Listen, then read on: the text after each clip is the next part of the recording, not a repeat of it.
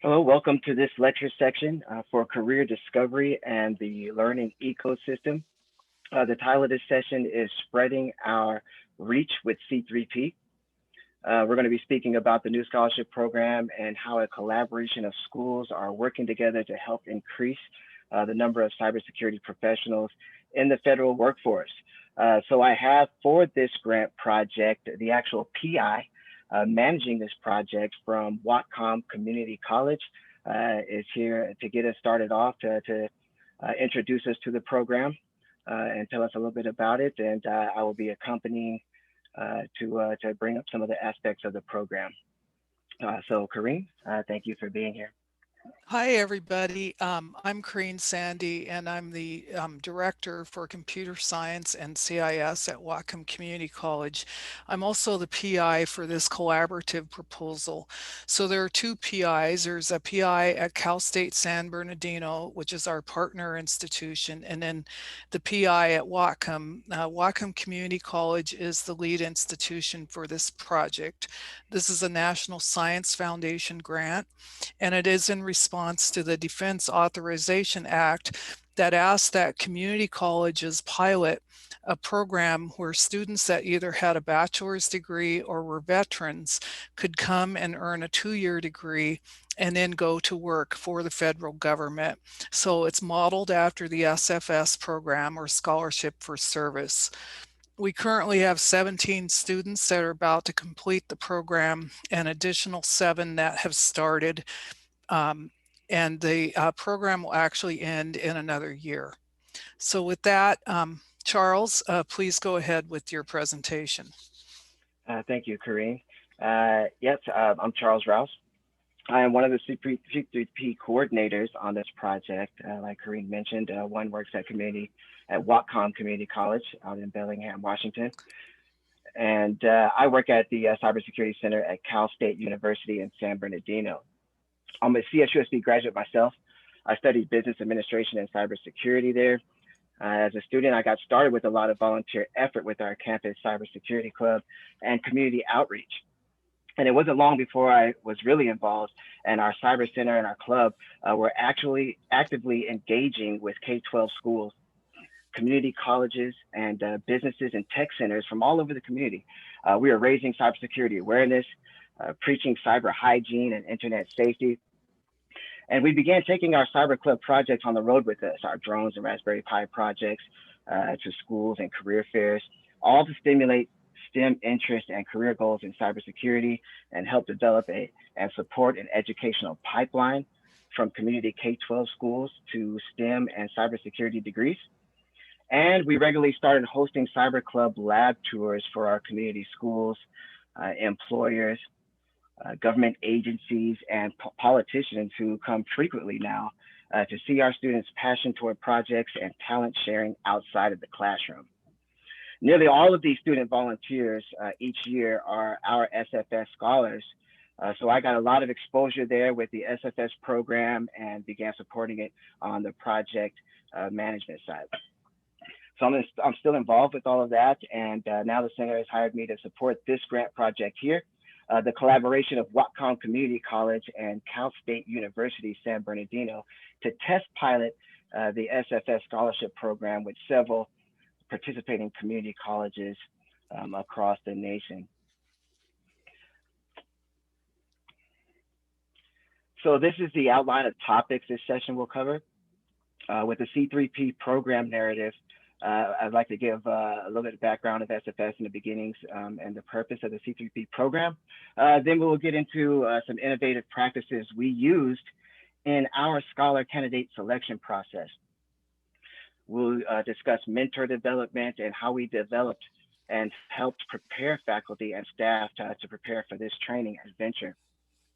Then we'll look at our method for developing our scholars through online educational portfolios, using guided pathways, and the use of the NIST cybersecurity framework and the NICE Challenge Cyber Range. Then we'll conclude with thoughts and comments on this project's efforts and success, and possibly the future potential of this initiative to invest in veterans and other professionals who are reclassifying into cybersecurity. So many have heard and or have been working with the NSF CyberCorps Scholarship for Service program, as its roots go back to 1998, with its first graduating class in 1992. More recently, the National Defense Authorization Act for fiscal year 2018 gave the NSF, working with the Office of Personnel Management, authorization to develop and implement a community college cyber pilot program as part of the NSF's SFS program, as Karine had mentioned. So this project was Congress's way of spreading the net out a little bit further in efforts to gather and train future cybersecurity professionals in greater numbers, and answering the question of whether or not the SFS program can exist at the community college level and succeed. So there are two other expansion projects outside of the one I'm speaking about today. There's the San Antonio College Cyber Service Scholarship Program. They're in Texas. And they set up a similar to ours, a collaborative research project, the Community College Accelerated CyberCorps Pilot Program. That involves Sinclair Community College out in Ohio, Brookdale Community College in New Jersey, and Moraine Valley Community College out in Illinois. This project, this collaborative project that we're working on is under grant award number 1842096. And the long-term goal of this project, like Karine mentioned earlier, is to build the institutional capacity required for community colleges to independently run a successful SFS program, as well as to increase the diversity of the student population in cybersecurity programs and the number of cybersecurity professionals in federal employment. So Whatcom and CSUSB, we both have designations as Centers of Academic Excellence and Cyber Defense. Furthermore, Whatcom runs CyberWatch West, now called Insight, which is the Regional Cybersecurity Education Consortium.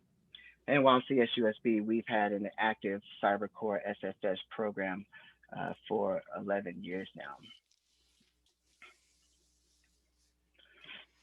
My job, being a veteran myself, is to help and motivate and shine a pathway light for these veterans and graduates who are changing over to the field of cybersecurity. I'm helping build the training program for the C3P Scholars and using the best practices that we've learned from recruiting and developing scholars at CSUSB to help influence the colleges who are now getting started with this scholarship program. And real quickly, some of the best practices that have come out of CSUSB's cyber scholarship camps. Those activities that included networking, team building, career development, and technical training. When we run our own local boot camp every year, each cohort begins working on a relevant cyber project where timeliness and success depend on their teamwork, stamina, and the ability for the cohort to identify and complement each other's character and technical prowess.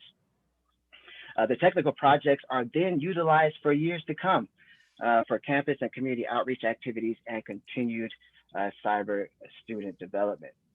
So our university's involvement in the C3P's program is seeking to leverage our sustained historical success of SFS and CySP scholarship program management to help Whatcom Community College with this project to develop and offer new high caliber cybersecurity professionals to the federal workforce.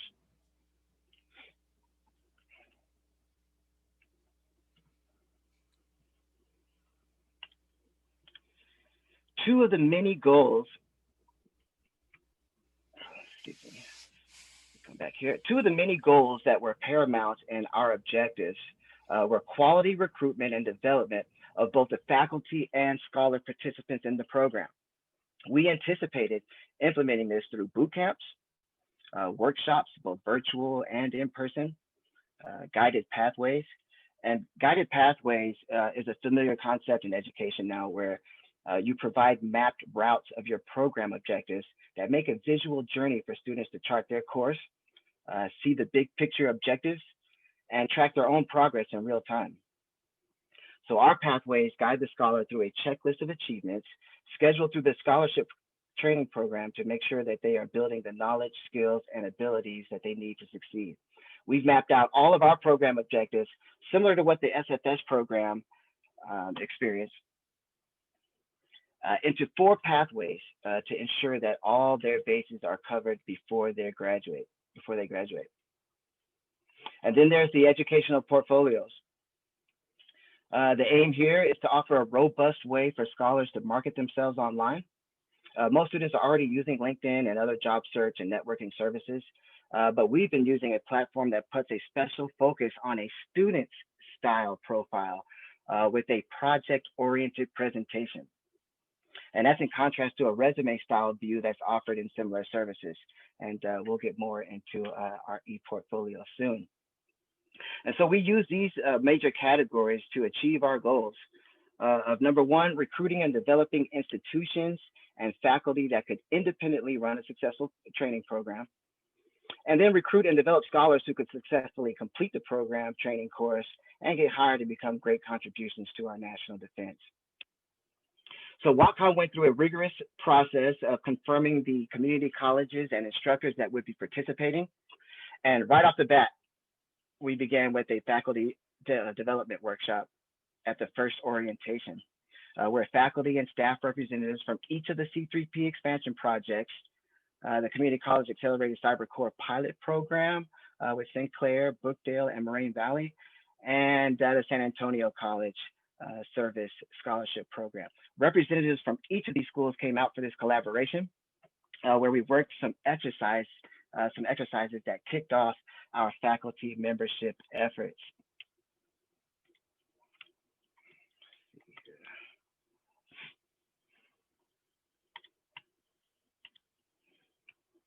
So part of the focus was assisting colleges with their scholar candidate selection process.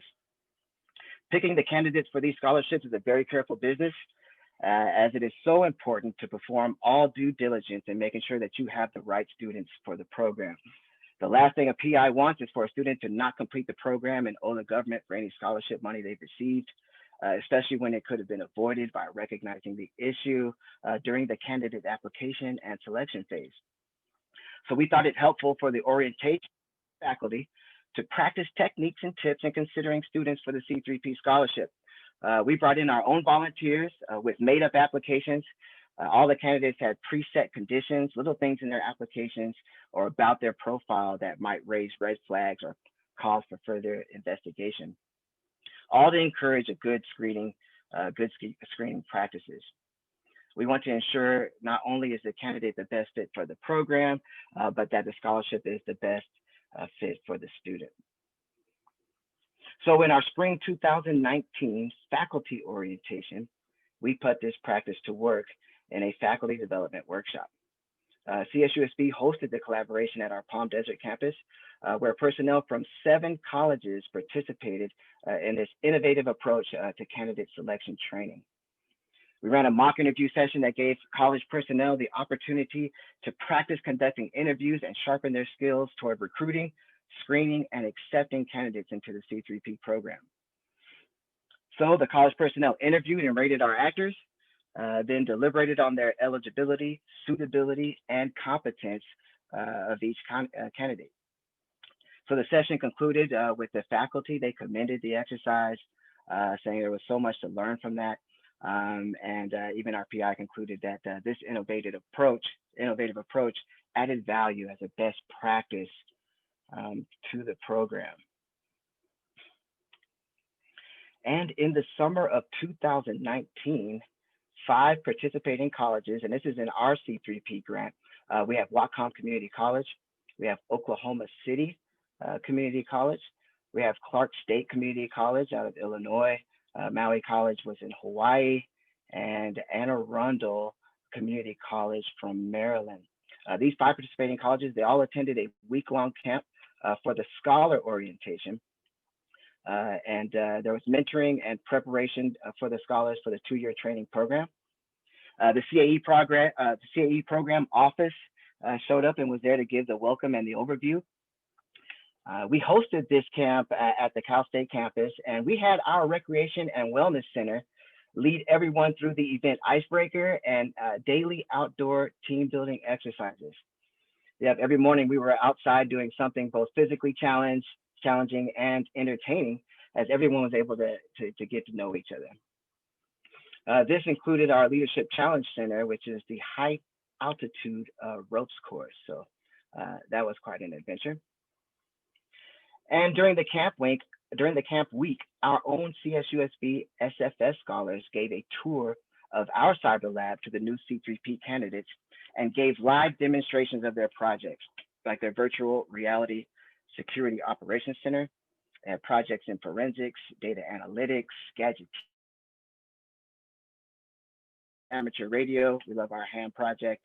Nice challenge cyber range, which we'll talk about soon. The network engineering and analysis project, our UAV and ground drones, our cloak coding project, a cloud RC rover, our cyber defense competition, and our attended career development workshops throughout the week, introducing them to the topics of FISMA, SF86, InfraGuard, government agencies, health and fitness, jobs and internships, cyber certifications, Title IX, and etiquette. Also that week, our graduating CSUSB SFS Scholars had a sit down with the C3P candidates and shared advice on student financial management, internship planning, housing and spending, and perspectives on life as a student SFS scholar. The candidates loved that, and they continue to enjoy and feed off the interaction that they still have with our SFS graduates at workshops and different things that we still do with them. So alike to what CSUSB has been doing with our own SFS scholars, we introduced the C3P candidates to their first cyber project during the boot camp, what we call locally a capstone project. Now, since this was the summer before their first academic year, many of these candidates hadn't even taken a cyber-related course yet. So we wanted to start them off with something foundational. And with the aid of their college navigators and the volunteer effort of CSUSB's SFS scholars, the C3P candidates embarked on their first scholarship program cyber project, and that consisted of imaging a Raspberry Pi and developing various use cases for it. And so finally at the camp, we introduced our pathway plan.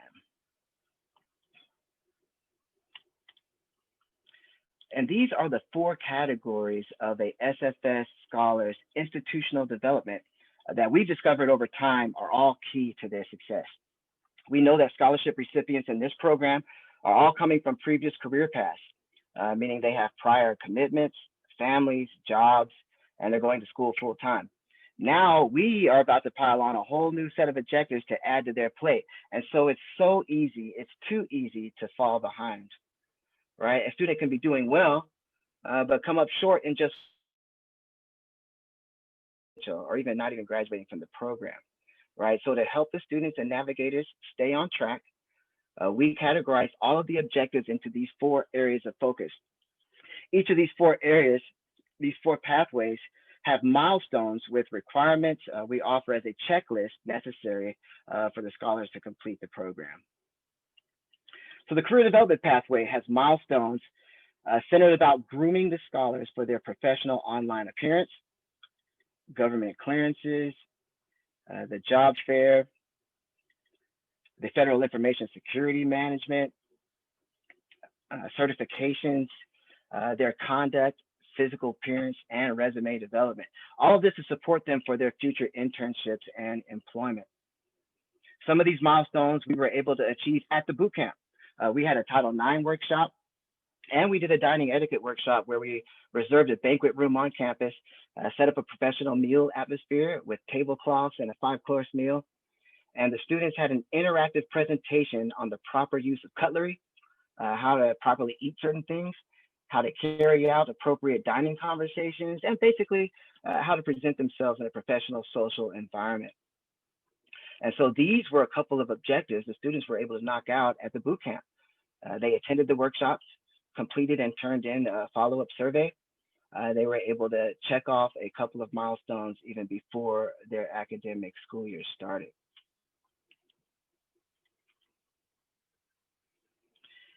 And with FISMA, FISMA is one of our one of the career development milestones. And it's amazing that we have from the Department of Education, the Chief Information Security Officer, Steve Hernandez. He leads a great FISMA class for our scholars every year. This milestone helps keep our scholars on a legally safe path throughout their careers, and also greatly enhances their portfolio from the perspective of recruiters and hiring agencies. Because scholars who may not be as technically advanced, they can gain favor with vendors because of their knowledge of FISMA. So we have this as a part of the annual training. And then one of the biggest events of the year is the annual job fair. Where over 700 SFS scholars from around the nation gather in Washington, D.C. to market themselves to federal agencies and various vendors. We host mock job fairs to help prepare students for the event. The first year of the C3P program, each school actually hosted their own fair. And for our setup at CSUSB, we used a mixture of volunteers and real employers to host the mock job fair booths. This was a professional dress rehearsal. Our volunteers posed as federal agencies, while the real employers were actually interviewing candidates. And for the most part, the students didn't know who was who, so they had to apply maximum effort at every booth. The tense atmosphere at this rehearsal is intended to condition and prepare students for the rigorous tensions of the actual job fair. And over the years, we've constantly received student praise for the results that come out of the mock job fair. Students frequently say that the real job fair went much smoother for them because the mock job fair actually was harder.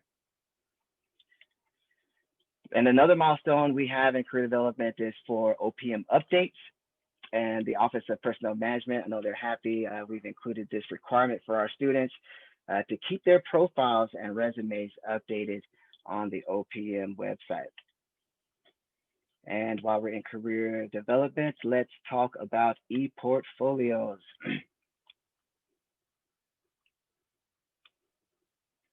The first milestone in the career development pathway is to establish a professional online presence with an educational portfolio. Now, Portfolium is the platform that we decided to go with to manage two things for us. Number one, we wanted our scholars to have an online presence that was better suited for graduating technical students. And then number two, it would be great to keep track of all of these objectives and tasks that we just talked about, to keep track of them as scholars complete them, right? To have all of that in one place, right? So this system that we're on, it uses two platforms. The Portfolium is the management of the e-portfolios, while Canvas is their learning management system.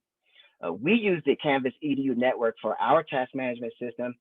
It's multifaceted and designed to work with whatever learning management system that your institution uses. We at Cal State, we use Blackboard. But we're using Canvas for a feature they provide for actually managing custom pathways. The Portfolium network is a space where students can showcase their achievements to potential employers and connect with other users. The e-portfolios not only display tangible examples of students' work, they provide proof of competence and skill mastery. Any student with a Canvas login can create a free portfolio for life.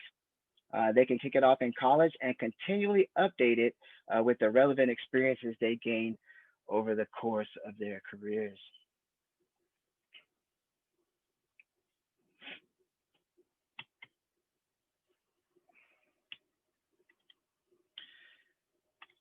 Another reason why we chose this platform is that our collaborative research project involves college campuses from across the nation, right? We needed something that institutions were already familiar with.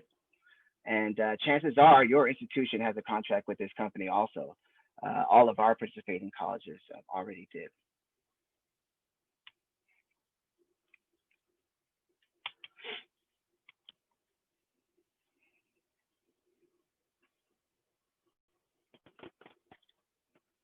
I mentioned earlier that most students are already using LinkedIn and other job search and networking services.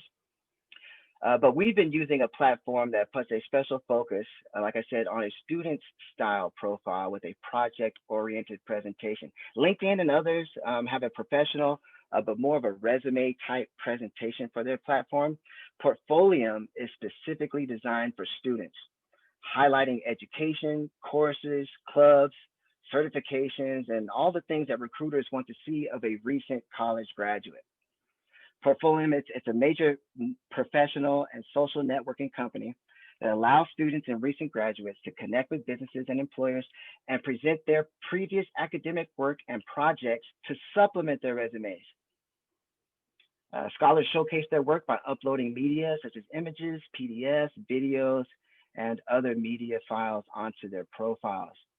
And students should add any and all work that they complete that they're proud of. This can range from individual or team projects, labs, experiments, writing samples, research activities, clubs, sports, volunteer work, extracurricular activities, and hobbies. There is no limit to the number of items and entries a student or alumni can add to their portfolio. Files can be imported from the local hard drive, Google Drive, Dropbox, Evernote, GitHub, Gmail, Flickr, Picasa, Amazon Cloud Drive, YouTube, Vimeo, and both Facebook and Instagram.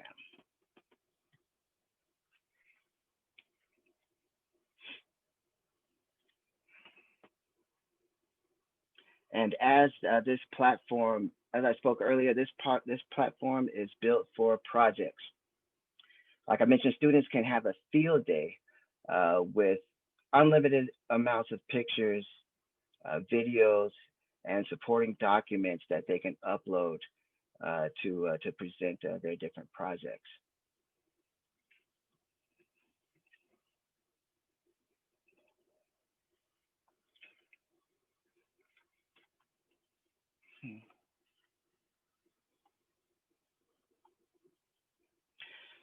And so while we're on the subject of projects, I'm going to cross over the slide from career development here to talk about project publishing. We created this pathway to encourage students to be involved with at least 4 cyber projects per academic year. We also wanted to offer a standard for documenting, publishing, and presenting technical projects. So we offer a template for the students to use. This is a form we've designed to help students cover all the necessary topics for a good project presentation. Because the Portfolium platform is project-based, this is the part that stands out the most on their online profile. So it needs to shine bright. And one of the biggest regrets we all have when completing a project is when we didn't take good notes, right, and document everything along the way. So I'm constantly putting out reminders to our scholars to document. We encourage the students to take pictures and videos along the way so that when it's time to present, your report tells a vivid story of the whole project adventure, the challenges that you incurred along the way, and how you found out those solutions necessary. So with this form template, we make sure they title the project, write a thorough description, list their learning outcomes, the skills utilized in developing the project, all of their procedures. They upload their pictures and videos, and this is special, they identify the KSAs and the NIST cybersecurity framework work roles that they can relate to the project. So this form is fine for a student to upload into their ePortfolio alongside of their project documents. They can use this form or whatever report style they want to upload, as long as it covers the topics necessary for a well-rounded presentation.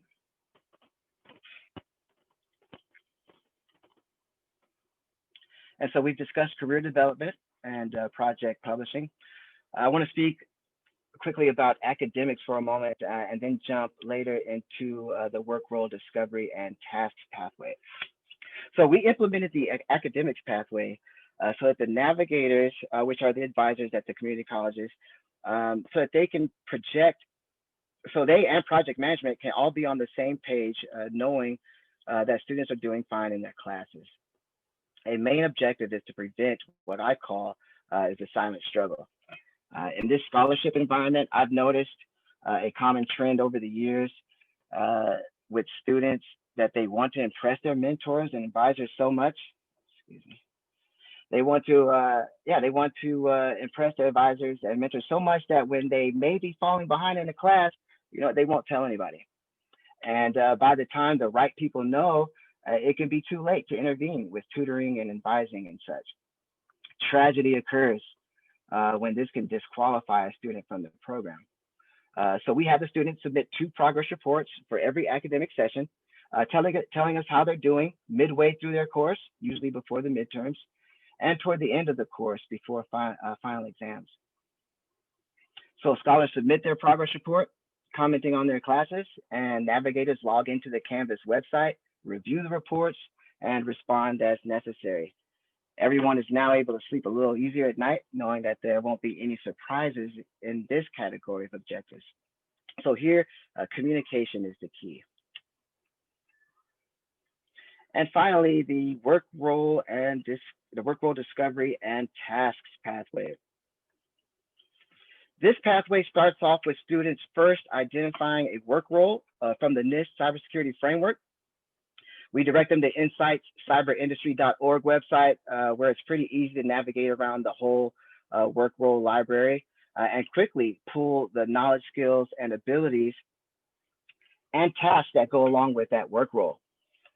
We have them fill out a form that describes which work role they identify with, the KSAs for that work role, and then they need to discuss what actions they're going to do during their lab hours and extracurricular activities to prepare them for that work role. And then we get them started right away with using the NICE Challenge Cyber Range.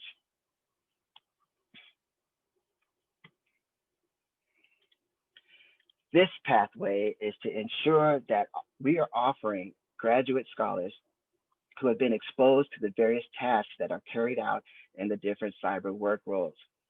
How can hiring agencies and recruiters know, beyond a student's diploma, whether or not the student can actually perform the duties of a work role? We have a cyber range where students can do just that, test their skills and abilities with challenges that are designed for their work role, and have that recognized on their profile in Portfolium. The NICE Challenge Cyber Range is hosted on the CSUSB campus. It's a project that develops real-world cybersecurity challenges within virtualized business environments. This platform brings to the student a realistic workforce experience that generates useful assessment data about the student's knowledge, skills, and abilities for educators and employers. Each NICE challenge has 3 core elements. One, a narrative-driven scenario.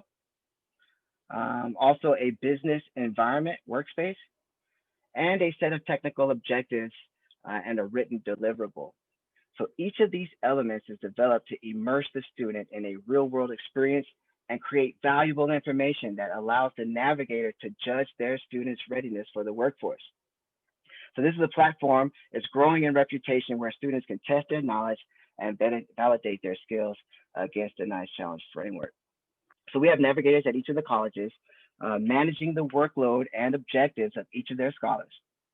We've given them curator accounts, meaning they can reserve workstation space in the NICE Challenge web portal for their students to log in at their scheduled times and work the challenges. What we're looking at here is a report that's produced from the NICE Challenge web portal when a student has completed a challenge. The student completes the challenge, they alert their navigator. The navigator then logs into the web portal and reviews it, authenticates it, and the student is given credit for the completion.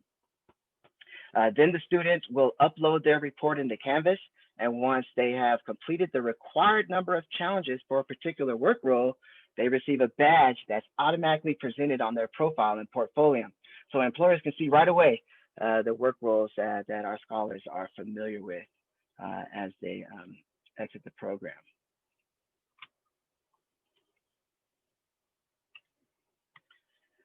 And so we have designated initially for our scholars to begin with 2 entry-level technical work roles, the system administrator and the tech support specialist. These are beginner level or more foundational work roles to where much of the more complex work roles in the cyber range, they tend to be performed better if students have already had a working knowledge of these 2 jobs. Right, so we selected 6 out of all the challenges available for these 2 work roles that as a student completes them, they've proven an acceptable level of mastery over these work roles. This way, by the time students leave the scholarship program, they have at least these 2 work roles under their belt and shining bright on their e-portfolios. Now, they're not limited to this. Our Scholars Training Program actually supports 11 of the 52 available work roles in the cybersecurity framework. So those students who move quickly can explore more complex work roles with the help of their navigators. Yep, and so this summarizes our guided pathway structure. Again, all this is to ensure that our scholars are able to manage the numerous objectives and tasks that are related to the program. And I ran through everything pretty quickly, but to summarize things, the C3P program narrative, basically, as a reminder, we want independent CCs, community colleges running cyber scholarship programs that produce high caliber candidates for the federal workforce. We discussed the innovative practices in scholar candidate selection. We talked about our mentor development and boot camps. And we spoke about our scholarship development through the online educational portfolios, the guided pathways, and the use of the NIST cybersecurity workforce framework. And like Karine mentioned earlier, we did have encouraging success at the annual job fair in Washington, D.C. this year with our first year scholars. And our first cohort has finished their first program year, which finished with positive internships, right? And so we're looking forward to 100% employment of our scholars this year and the possibility of this type project being scalable nationwide to help meet the cybersecurity needs of the nation.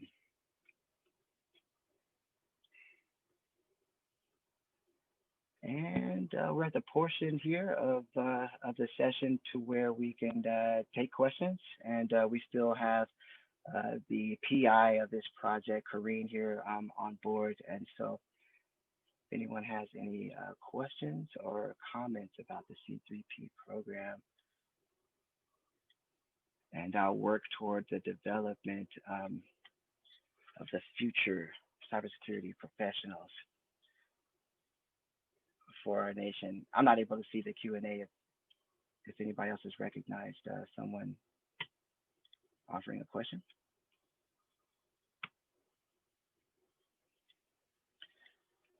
And Karine, do you have anything to add or to comment on what we talked about? Just to be clear, so the point of this project is for community colleges to take students that either have a bachelor's degree or are veteran, and they come in and they do a 2-year technical program at the community college. Typically, these are workforce-based programs. So in other words, programs that are intended to prepare a student to go to work immediately after their 2-year degree. They're not transfer programs, so use of the term level doesn't really apply here. The students can have a bachelor's degree in anything, and our students so far are doing very well. Each college ran their own job fair and are actively participating in preparing their students. CSUSB acts in a support capacity. So when we did this project, I worked with Tony Colson because his program, SFS program, is one of the most successful programs in the country, with their students doing exceptionally well and getting jobs and graduating. So I appreciate all of the support we've gotten from Cal State San Bernardino. I also want to recognize the community colleges that have been involved in this. It's been an experience for all of us, but it has been a good experience. And if there are any questions from the audience, we can take those questions now. And I think we have a question in the Q&A.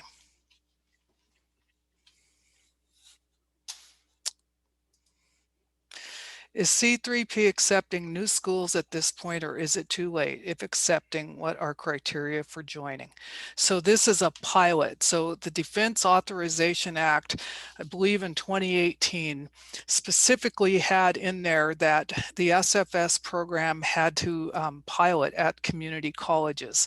And this was the project that the criteria that they came up with. So there are 3 projects right now. Each project has a different model. Our model is a centralized model. In other words, um, Whatcom Community College is the fiscal agent and oversees all of the requirements for the successful completion of the program. We also distribute all the funds to the colleges and the students. The other models, there's a model where it's one college that's running the entire thing on their own. And then there's another model where it's a fast track type of progress through the community college programs.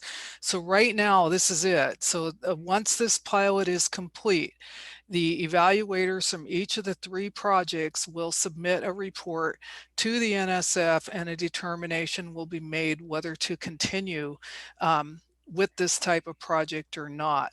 There is a pathway for community colleges that was already in existence, and this is a 1+2 program where the student does 1 year at a community college and then 2 years at a university. But the community college cannot be the lead institution.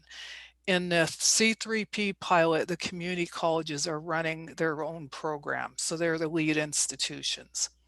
So a short answer is it's too late, but the possibility may be there in the future. Are there any other questions?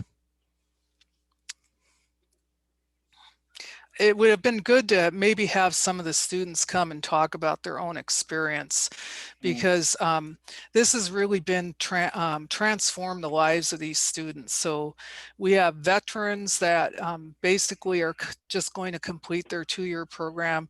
They've been very successful in finding internships, and they have a clear pathway in front of them. So it's really opens up their opportunities for them to go through this. With our bachelor students, we have students that have degrees like in music and other topics who come in into our technical programs. These are highly technical programs, so it's not a transfer degree. It's they're learning how to configure routers and do other things like that. And those students are also succeeding, and they bring their additional skills that they learned as part of their bachelor's degree. So it's been beneficial to all the students involved.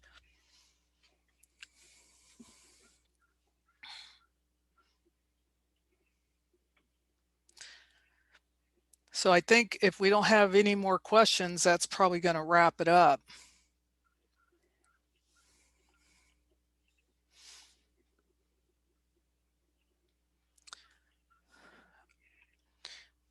Okay, well, thank you everybody for Yes, coming. thank you. Thank you very much for coming and attending.